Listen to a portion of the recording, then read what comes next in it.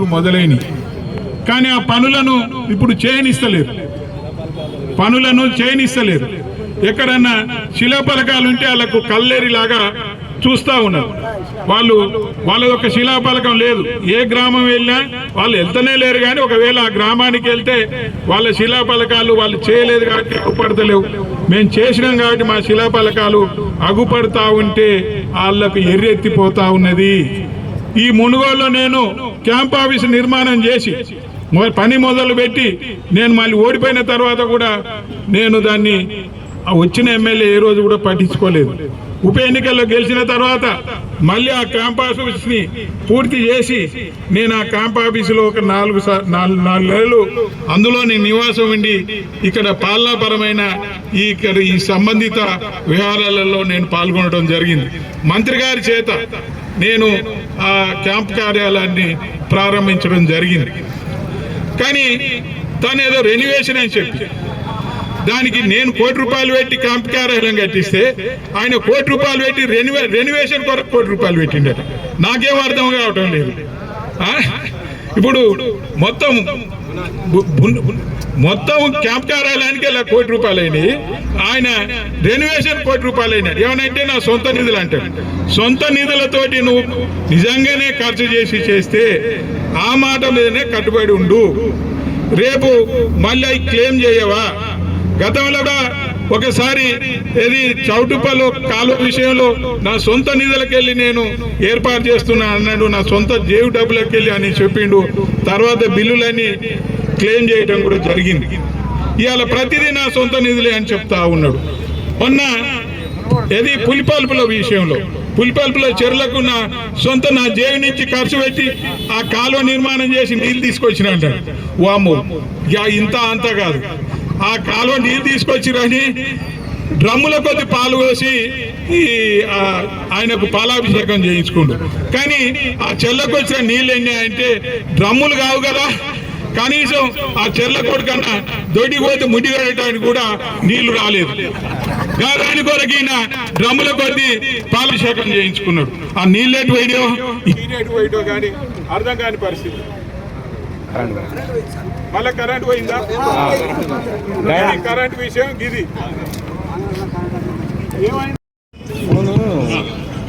మళ్ళా కరెంట్ వచ్చింది. అప్పుడు మా పాలన ఉన్నప్పుడు కరెంటు పోతే ఒక వార్త, ఇప్పుడు కరెంటు వస్తే ఒక వార్త ఉన్నట్టుంది. ఇది ఈ పరిస్థితి. ఇవాళ ఏ పని జరిగినా ఈ రోజు ఈ నియోజకవర్గంలో నేను ఎమ్మెల్యేగా ఉన్నప్పుడు కేసీఆర్ గారి నాయకత్వాన మంత్రుల సహకారంతో, జిల్లా మంత్రి సహకారంతో తీసుకొచ్చిన నిధులతోటే ఈ రోజులు పనులు జరుగుతూ ఉన్నాయి. నీకు తెలియజేస్తా ఉన్నాను. అదే కాదు, ఈ మునుగోడు నియోజకవర్గంలో ప్రతి గ్రామంలో లింకులు ఏవైతే ఉన్నాయో అన్ని రెండ పిలిచి పనులు మొదలు పెట్టి అల్పానికి 3 మీటర్ల దాట 5 మీటర్లు చేస్తామని పనులన్నీ ఆపి నేను ఏం చేస్తా ఉన్నానంటే పనులు కానియండి. ఆ పనులైన తర్వాత నువ్వు 5 మీటర్లు అంటే 1 మీటరు ఇటొక మీటరు వెడల్పు చేసి మళ్ళీ ఆయన చేసుకోవచ్చు అవకాశం ఉంది.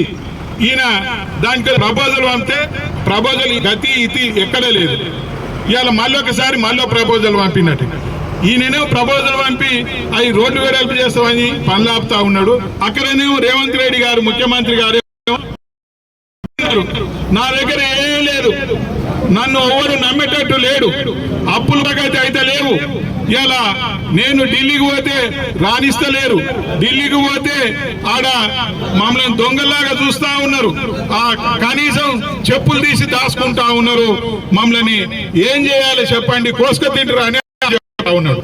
ఈయననేమో తెచ్చిన నిధులు ఖర్చు చేయకుండా ఆపి పొంకనాలు కొడతా ఉన్నాడు. ఈ పొంకనాలు చేయాలి, పొంకనాలు కొట్టడం తప్ప ఇక్కడ ఏ పని కూడా పూర్తి చేయడం అనేది తెలియదు. ఒక ఆయన పూర్తి చేస్తే ఈయన శిలాఫలకాలు నాటుకుంటా ఉన్నాడు. నేను కొరటికల్లో సబ్ స్టేషన్ నిర్మాణం కొరకు నిధులు తీసుకొచ్చి శంకుస్థాపన చేస్తే అది పక్కకు పెట్టిండు, ఇంకొక ప్లేస్ పోయి మళ్ళా ఆయన శంకుస్థాపన చేసిండంటే అర్థం చేసుకోవాలి. ఇలా నేను ఒకటే అడుగుతా ఉన్నాను, నువ్వేదో ఇంజనీరింగ్ చేసినావా అని చెప్తా ఉన్నావు. అసలు ఇంజనీరింగ్ చేసినావా, గాజులు కాసినావా? గాడిదల కాస్తోని కూడా ఇంత తేలిక ఉంటుంది. ఒకసారి మొదలుపెట్టే పనిని ప్రారంభించిన పని మళ్ళీ ఇంకోసారి మొదలు పెట్టకూడదు.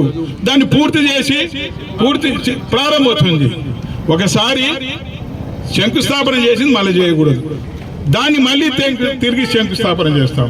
ఒకసారి ప్రారంభించిన పని మళ్ళీ ప్రారంభించకూడదు. ఒకసారి ప్రారంభించిన ఈ క్యాంప్ ఆఫీస్నే మళ్ళీ ప్రారంభం చేసింది అంటే ఏమనాలి? ఈయనని ఏమనాలి? నిజంగా గాడిదలు కాసిన కూడా ఇంతకన్నా ఎక్కువ తెలివి ఉంటుంది. ప్రోటోకాల్ విషయం తెలియదు ఆయనకు.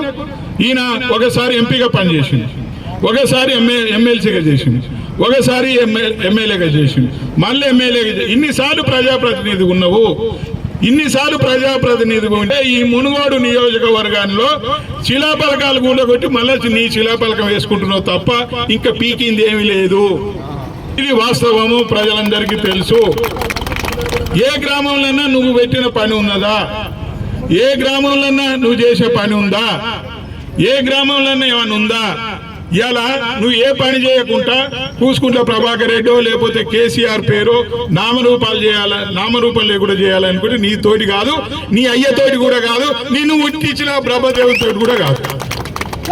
ఎందుకు అంటే చండూరుకు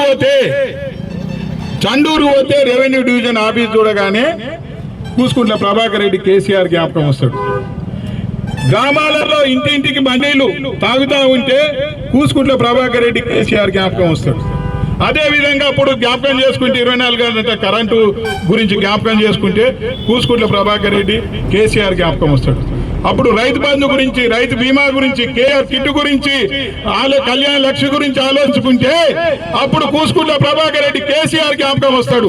ఎక్కడ చూసినా ఇందులేడు అందులేడు సందేహం లేదు, ఎందెందు వెతికినా అందందు గలడు కేసీఆర్ కేపీఆర్ అని సందర్భంగా నీ పార్టీ మాయమైపోతుంది. కానీ గులాబీ జెండా ఎప్పుడు ఈ శాశ్వతం ఉంటది అనేది సందర్భంగా మనం చేస్తా ఉన్నాం. ఏమైనా చేసిన ఇదేనా నువ్వు చేసే పాలన?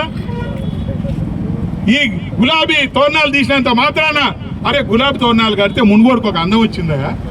అరే నువ్వు మున్గోడుకు అందం రావాలి అంటే రోడ్లను పూర్తి చేయి, డ్రైనేజీలను పూర్తి చేయి, వెంటనే ఒక 50 పడకల హాస్పిటల్ తీసుకురా, వెంటనే మున్సిపాలిటీ చేయి, అభివృద్ధి చేయి.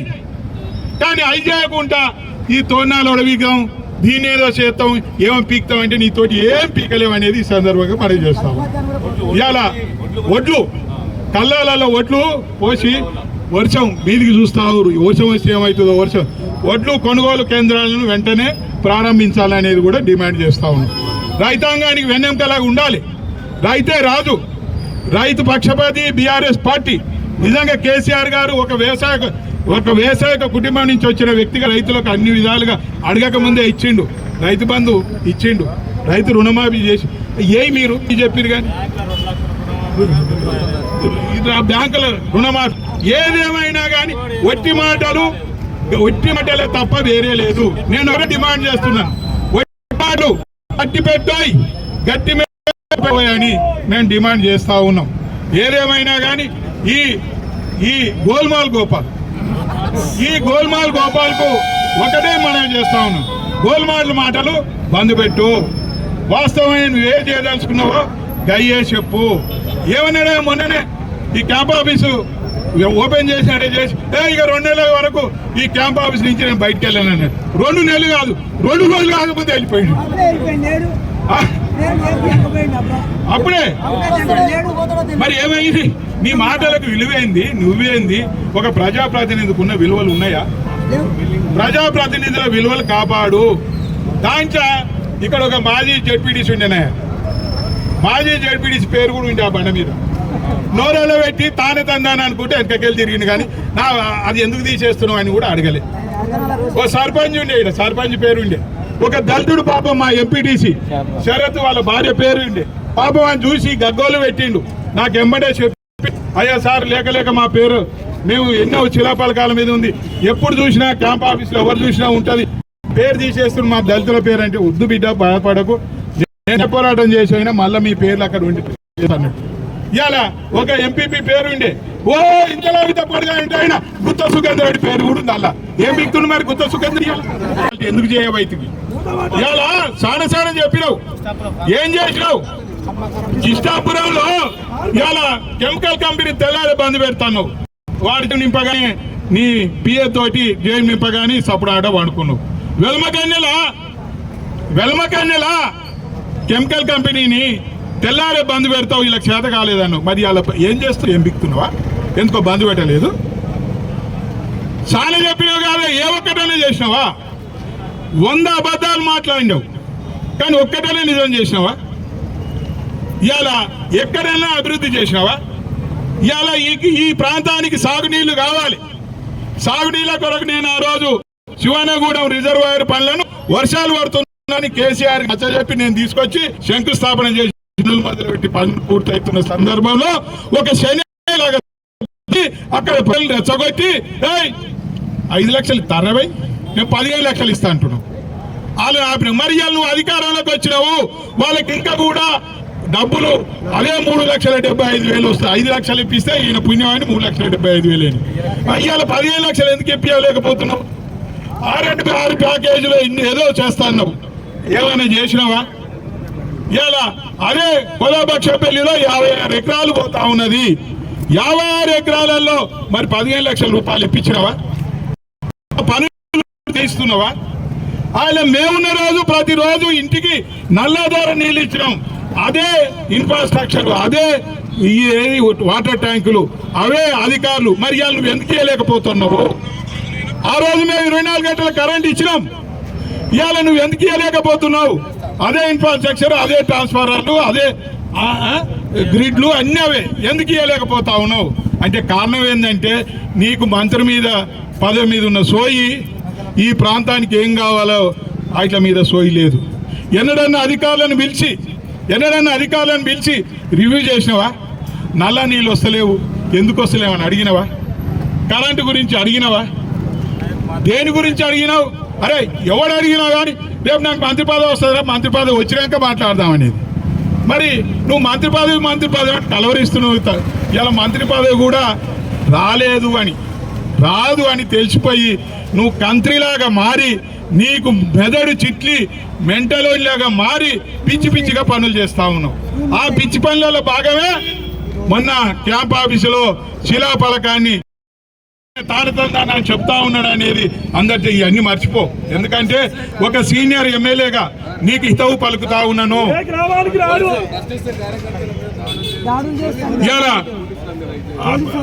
ఇలా మా కార్యకర్తల మీద దాడులు చేపిస్తా ఉన్నాం. మేమేమో అభివృద్ధి లక్ష్యంగా, పాలనే లక్ష్యంగా, మేము అభివృద్ధి ముఖ్యంగా మేము పోతే ఇవాళ మీరు కక్ష సాధింపు చర్యలు పోతా ఉన్నారు. ఇవాళ సోషల్ మీడియాలో ప్రశ్నించినందుకు మీరు కేసులు పెట్టి పోలీస్ స్టేషన్లకు పిలుస్తా ఉన్నారు. ఎన్ని కేసులు పెట్టినా బిడ్డ ఇది మునుగోడు అడ్డ, మునుగోడు ప్రజలు చైతన్యవంతులు, మునుగోడు ప్రజలకు ప్రశ్నించే గొంతు ఉన్నది. ఆ గొంతును నువ్వు ఆపలేవు బిడ్డ. ఈ చైతన్యవంత గడ్డ మీద అనేది సందర్భంగా మనవి చేస్తాం. పోలీసు వాళ్ళకు ఒకటే మనవి చేస్తా ఉన్నాం, బిడ్డ వచ్చేది మా ప్రభుత్వమే, ఆగమాగం కాకుర్రి, చెప్పంగానే కూలీలకు పని చేయబాకండి, పని చేయండి. ఆయన తోరణాలు ఉడవికమనంగా నువ్వు వచ్చి ఉడవిస్తావా?